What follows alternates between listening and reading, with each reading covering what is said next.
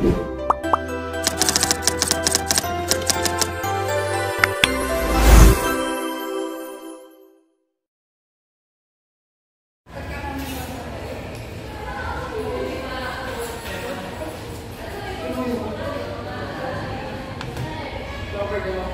na.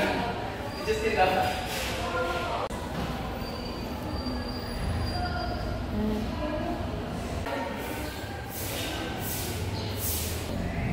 Oh my gosh, I think I should seek medical attention immediately. Hello, kamusta niyo? Good morning, ma'am. Good morning. I'm Nurse Leia. What's your name? What brings you in today? So I feel really unwell in another day because I have a pain on my neck and also on my arms and incredibly itchy and burning.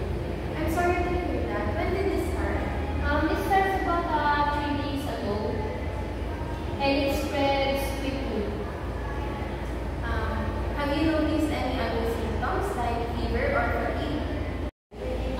Yes po, I'm feeling really tired. Okay. Do you have any history of chickenpox or shingles? Also, have you had any recent stress or illness? Yes po, I have chickenpox when I was a kid and I never had shingles before and this makes me stressed and tired at work lately. Ma'am, let's take a look at that rash.